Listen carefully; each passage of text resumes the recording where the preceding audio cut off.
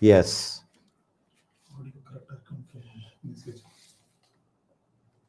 Okay. Yes. Namaste.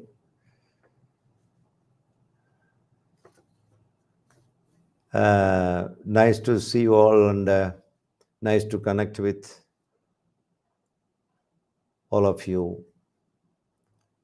Today, we are going to contemplate on few things, especially about the mind and heart, because these are the words almost everyone is using every day. These two words, the mind and heart. What is it? What is mind? Right. We need to understand this rightly. Mind, the deepest understanding, is nothing but a collection of thoughts. And what else that we mean mind? How it is functioning, how it is working. We need to understand this very clearly. Mind has got 5 different types of functionings. What are they? The right thinking, the right knowledge, and the wrong knowledge. And then sleep, because mind goes to the sleeping mode. And the power of imagination, and then the collection of memories. All these 5 components, what we call put together mind. The right knowledge, the wrong knowledge, the sleep, imaginations, and collection of memories. All right. How do they work? What is right knowledge and wrong knowledge? The right knowledge is the right perception, right way of understanding. And the wrong knowledge is getting a wrong way of understanding, wrong way of getting the knowledge in a wrong way. Many times it's happening in our day-to-day usage of our mind.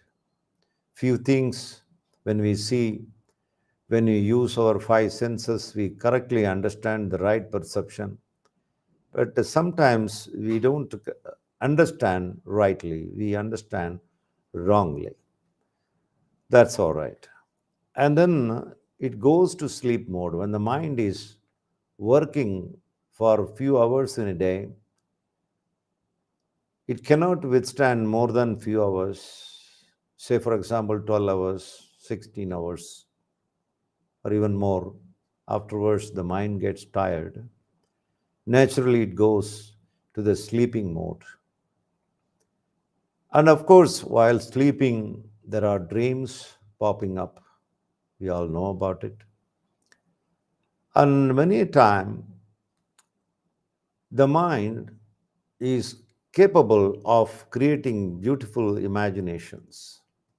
Here also, few imaginations. What kind of imagination? Sometimes positive imagination, sometimes negative imaginations are going on in the mind. Mind has the capacity of imagination. All right. And then we have, that is, the mind has full of memories, right? Full of memories. It has the capacity of storing thousands and thousands of memories, the names and the incidents and the events, etc. The power of memory of the mind, fine. That's the reason exactly why we cannot say either mind is an enemy or a friend. It is the neutral, actually. The mind is neutral. It's up to us whether to handle this mind the rightly, the friendly way, or in an inimical way. It all in our hands. That we have to understand very clearly. It's neither a friend nor an enemy, right? It all depends on how we are handling the mind. This is a very, very important aspect, you know. And what are the other aspect of the mind, right? In a broader spectrum, in the very deep way of understanding mind, it is a mind. Because of the mind, the idea of birth, the idea of death comes and goes like a shadow. Okay, the creation of mind, birth is a creation and death is also a creation out of mind. This we have to understand very deeply. If we really want to transcend the cycle of birth and death, naturally we have to go deep and go beyond mind. Right, right. How normally the functioning of the mind, normal functioning in a day-to-day basis is, mind is normally has the nature of diversity, having a diversion. Just watch it, we will know. Look at the mind, how it is acting, how it is functioning, right? When we are supposed to focus on a certain subject or certain thing, the mind keep on producing other parallel thoughts, almost 360 degrees. This we call diversion of the mind. Because of this diversion of mind, we lose the concentration. As a result of the loss of the concentration, we are draining our energy. We become tired. We become exhausted mentally. This is a secret behind the tiredness, mental tiredness. Okay. So, what to do with this kind of things? We need to have certain effort to stop the diversity of the mind, diversion of the mind, distractions of the mind. As a result, one can achieve from the diversity to the unity. Unity. In a way, we can call it concentration. From diversity to unity. Single-mindedness, single-focused. This is where we have to work on with the mind, right? What else? By just changing from the diversity to unity of the mind, what we can achieve, what will happen? We can achieve one thing which is a great achievement called conquering the senses. We can conquer the senses, 5 senses. Because many of us are troubled by the 5 senses, because the 5 senses are distracting all the directions. If you really want to have the control of the 5 senses, we need to convert the mind from the diversity to unity or the concentration. Naturally, the control of the senses will happen. The controlling of the senses is really a real conquering. That is a real winning, actually. That's a real winning, All other winnings in our life, all other victories that are all happening in our life is just victories with some disappointments carried, inbuilt carriage of disappointment. Whatever the victory, it's a momentary. All the victories are momentaries, temporary basis. After some time of the victories, a kind of disappointment is also popping up behind the victory, the so-called worldly victories. But there is one victory which never carries any disappointment at all, is the winning of the mind, winning of the diversity and gaining the unity nature of the mind, right? That is really, really the winning area. That is really, really a victory, true victory. In this victory, one can transcend the cycle of birth and death also. Therefore, there is no possibility of disappointment in this victory. This is one and the only highest victory one can ever achieve, that we must remember today when we are contemplating on this beautiful topic called mind and heart. Okay. So, what are the other advantages if you are able to stop the diversity or the distraction of the mind into unity or the concentration? You know, another beautiful benefit we get, those who are really controlling the mind, those who are really conquering it, we really enjoy what is really peace in our life. Peace, right? Without transforming this diversity into unity, the peace that we are talking is not going to be real peace.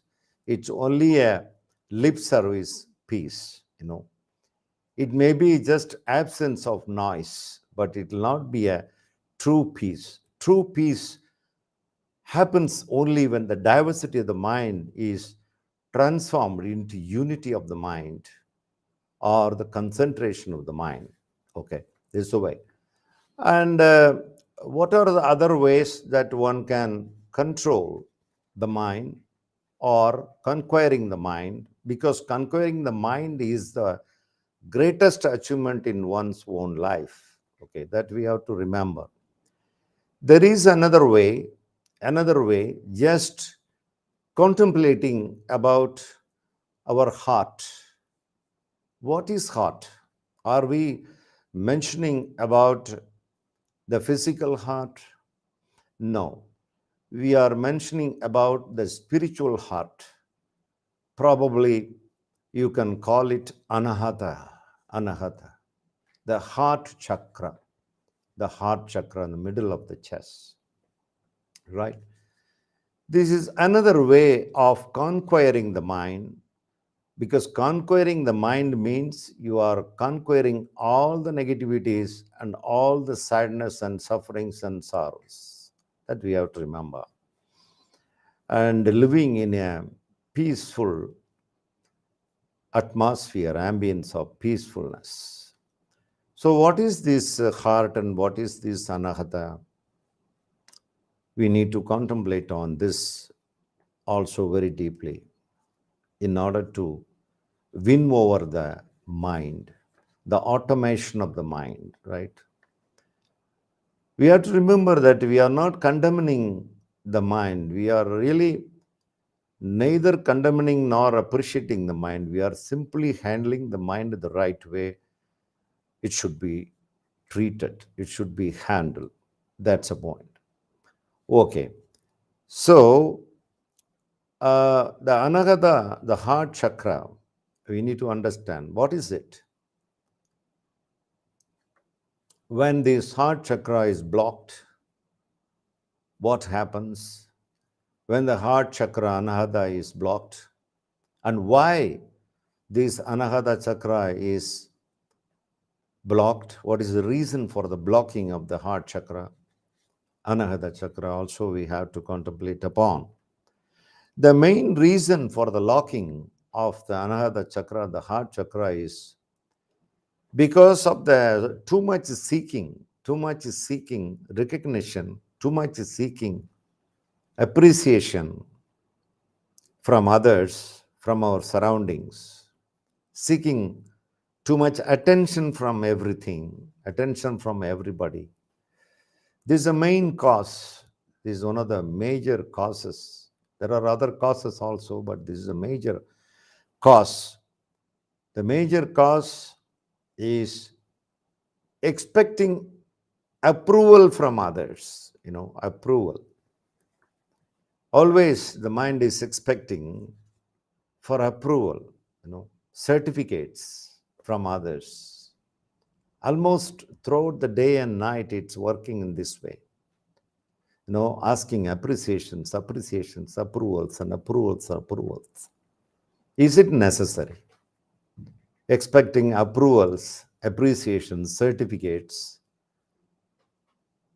Is it necessary? It's not necessary. Okay. There is no need to expect any appreciations from anybody. The very heart chakra, the very nature of the heart chakra itself is fulfilling, very blissful and peaceful. There is no need to have any consolation from anybody. This we must understand. Why we are keep on expecting appreciations, recognitions, and attentions, right? Approvals from others is because the heart chakra is blocked. It is locked. That's the main reason. So, how to open this lock?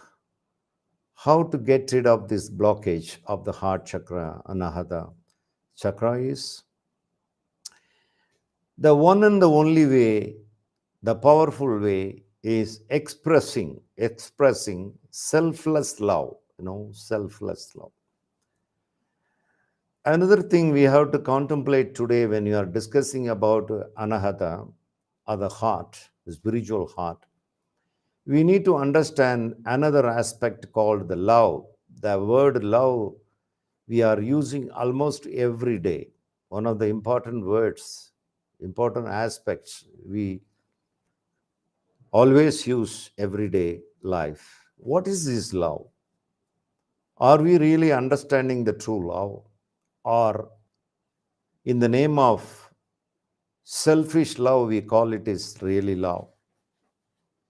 What we love really is unconditional love.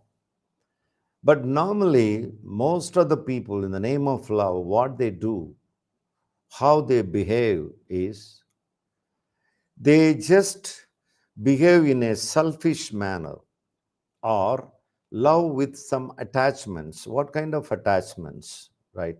If somebody is doing a good thing to me, then I will say that they love me, he loves me, she loves me because I'm getting some benefits from somebody. Is it true love?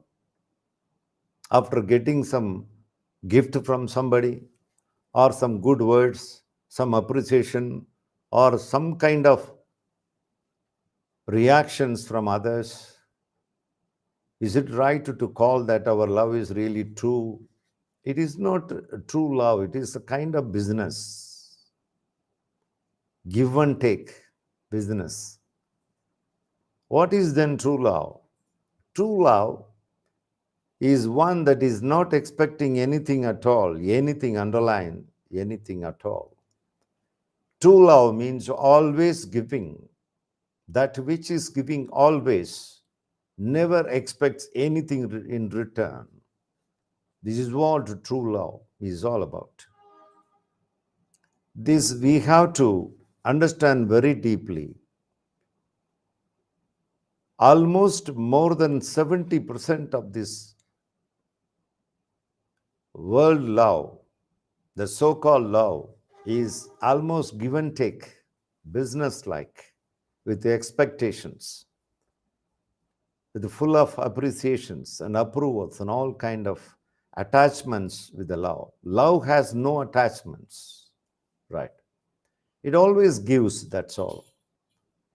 Because the overflowing, it's a overflowing energy, right?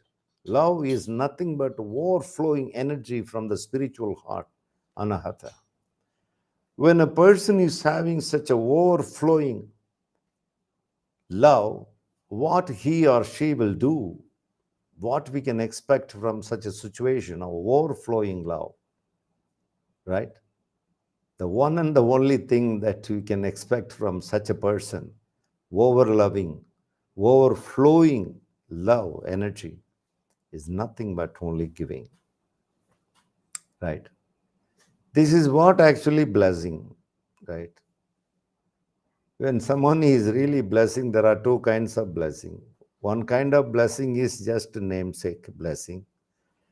Another kind of blessing is because the heart is so much full of love and overflowing, naturally the blessing happens, right? This is a natural way of blessing. No other way. When a person of overflowing love cannot content with that, it is a kind of heaviness. Even the overflowing love itself is a heaviness. One is bound to share it. Doesn't matter with whom we are sharing. We are simply sharing. Sometimes no human beings are not available in front of such a person. Such a person is just sharing the love with animals, with plants, with nature. Doesn't matter what is in front, or even that is not available, just sharing with the stars or with the skies, whatever. Right? The real love, the overflowing anahata opening, as a result of the anahata opening, the full of love, this is the symptom, this is a sign, one can see it, right? And doesn't even remembering, right, that they are giving, that they are sharing. Like a river flow, the river is not analyzing about which are the villages and which are the towns I am supplying water. It is not taking any account of it. It is simply flowing. Same way, the unconditional love, right? So, when the unconditional love is happening, naturally the respect comes as a byproduct. Many times we see people are asking for respect. There is no need of asking for respect separately, because respect is something which is coming as a byproduct of the pure love, a radiation of love, overflowing love. With such a person, the others are naturally tend to respect such a person. This is how the true respect happens. Not a borrowed respect, not a forceful respect. It's a byproduct of overflowing love, of the opening of the heart chakra, anahata, that we have to remember, right? So love, true love is always giving, never ever expecting anything in return. That we have to understand very deeply, So what are the other aspects when the heart chakra is opened up?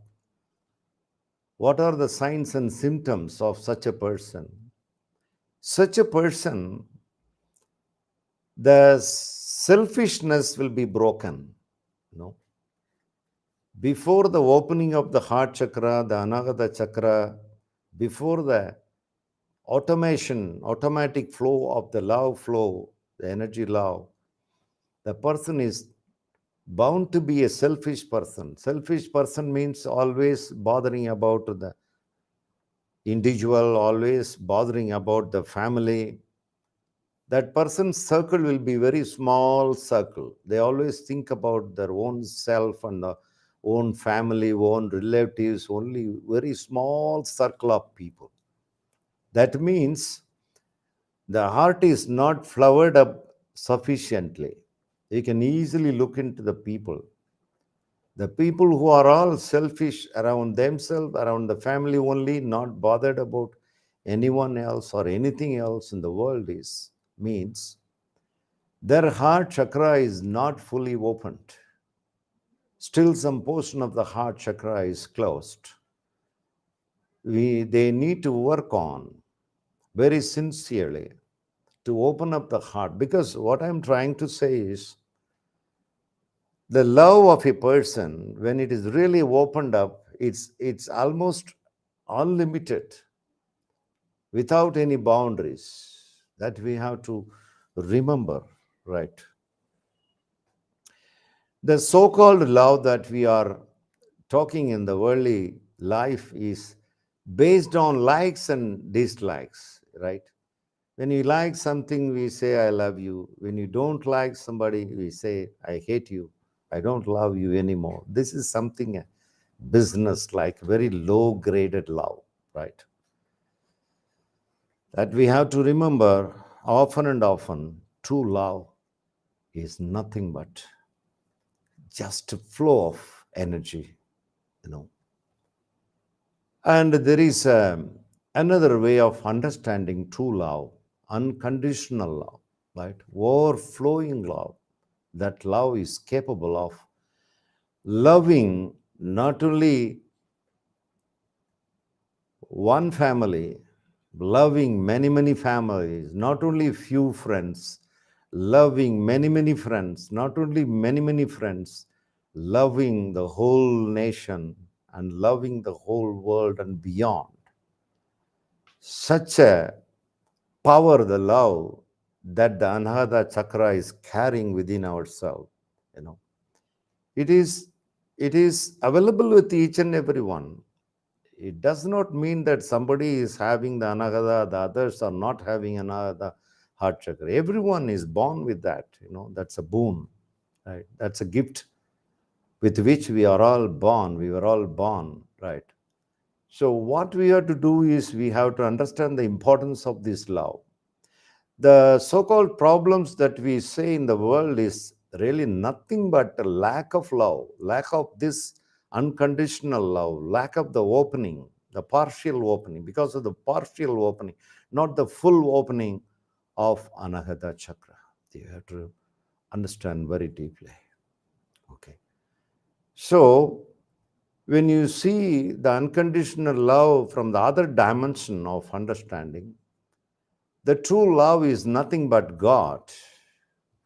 If you allow me to give another name for God, I can give another name as love.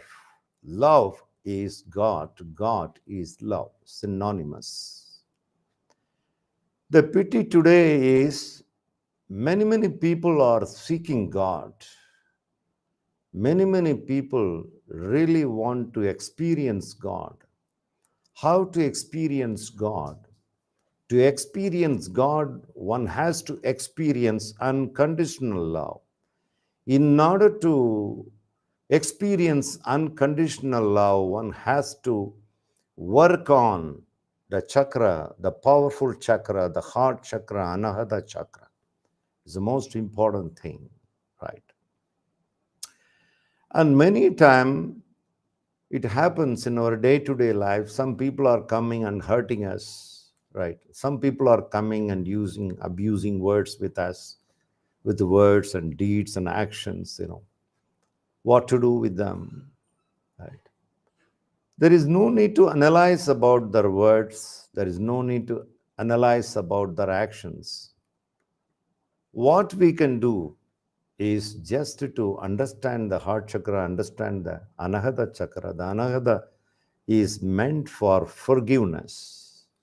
You know, not only forgiving others, also loving, showing the compassion, right? Being in compassion, right? This is the only way to handle some hard situation where people throw words, where people use negativity, all kind of critical situations.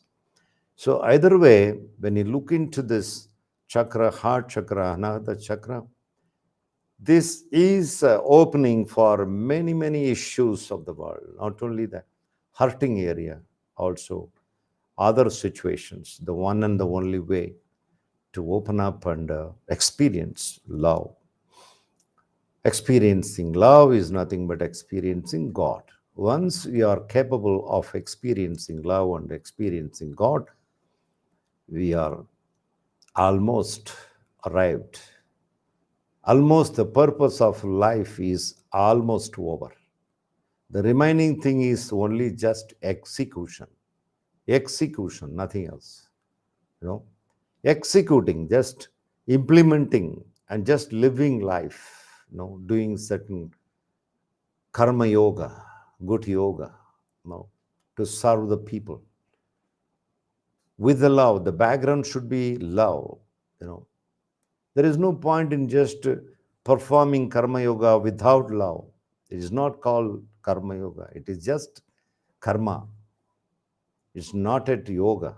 When the karma really wants to become karma yoga, the one and the only need, requirement is love, unconditional love. With unconditional love, whatever the person does, it becomes yoga, karma yoga, right? That's the ultimate purpose of life in this body. Okay. Anyway, we have contemplated today certain few beautiful aspects of the mind, how the mind is working, and the heart, how to move from the mind to the heart, and how to live in heart forever and ever, 24 into 7, day and night, and how to have a lovely, very beautiful life, blissful life, peaceful life, graceful life. We contemplated today with available time. And anyway, on 30th of this month, this is the last Sunday of this month, we have an initiation Diksha, Anahata Chakra Diksha, which is going to last more than 1.5 hours or so. And I am inviting all of you to join there to experience whatever we discussed now. When you experience only, right? Without experience, whatever we talk about mind and heart and whatever, it will become just knowledge, part of our knowledge. The knowledge has to be encashed as experience. Then only there will be a meaning for any kind of knowledge or wisdom. So I'm inviting all of you to join over there.